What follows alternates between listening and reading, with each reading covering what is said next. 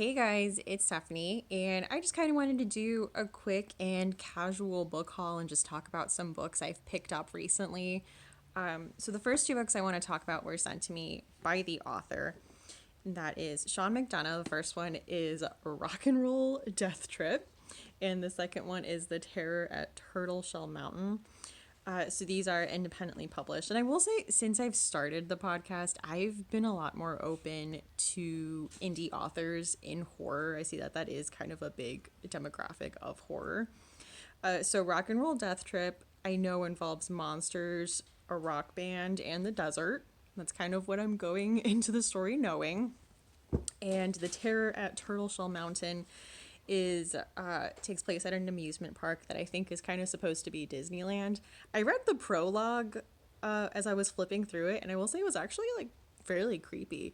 And then I went to Disneyland a few weeks ago, and I was thinking about it while I was there, so it was effective. So I'm looking forward to getting to these just because they look fun.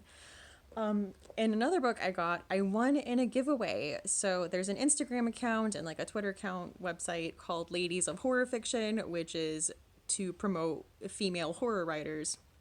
And they did a Bookstagram challenge, where like every day has a prompt. And the podcast account ended up winning it. And I picked for my book White is for Witching by Helen Oyoyemi.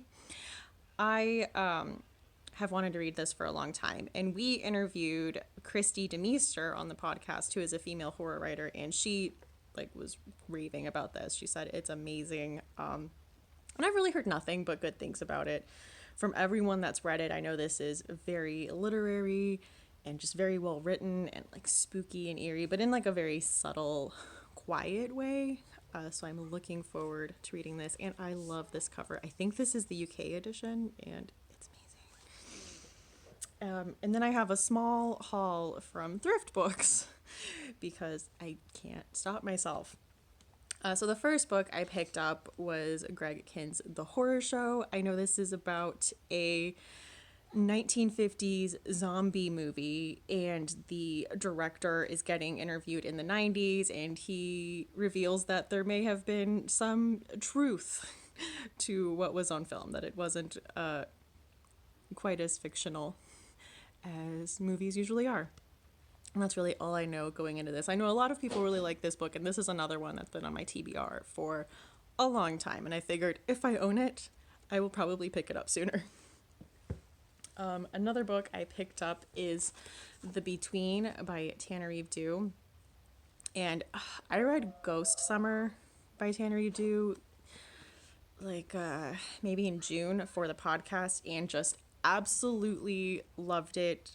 I've said it a few times, but I think horror just is such a good genre if you want to talk about specific things. I just think it's such a great vehicle for social issues like racism. And Tananrive Due is a Black woman. She's the daughter of two civil rights activists, and race is a part of her books, and I just think it's a great vehicle for that. I mean, the success of the movie Get Out has shown us that. So this is about a man who, when he was younger, he was saved from death by his grandmother. I think he was drowning, and she pulled him out of a lake. And it's 30 years later, and he kind of thinks like his time is running out. His wife this all takes place in Florida. His wife is like the only African American judge in this state, and she starts receiving hate mail, and just a lot of stuff starts going on in his head. And I think it's one of those stories where you don't know what's real and what isn't, and this is a man who thinks he's going to die. So I'm really looking forward to this, because when I read Ghost Summer, I loved her writing. She can craft a story. So after that, I was like, I'm just gonna read everything she's ever written because I really liked her. So this is The Between by Tananrive Due. And then also, since the podcast, I've been open to a lot more YA horror. Don't get me wrong, some of it has really let me down and been exactly what I thought it would be. But I've been more open to it, and there has been quite a few that have surprised me. So I decided to give Amy Lucavics a shot because I haven't read anything by her. And this is The Ravenous, and this is about a family, and there's 3 daughters, and the youngest one dies, but she comes back. and now she wants to eat people. And so now it's this family kind of trying to keep their daughter fed and their sister fed and kind of keep this secret. So I don't know, it sounds really interesting. And I love this cover. It is like sinister and just creepy enough. And like, I don't know, I love all the details in it. I don't know if you can see that. So hopefully we'll be reading this soon. And then I've been on a weird like John Connolly streak lately. I listened to The Gates, which was a middle grade horror novel. And then this month I'm reading The Book of Lost Things with a group of people. We're kind of doing a chapter a day. And then I picked up his short story collection, Nocturnes, which kind of has the same cover design as The Book of Lost Things. And yeah, I really want to read this. I know the audiobook for this is on Hoopla too, so I think it just definitely makes it a little more doable if that's available.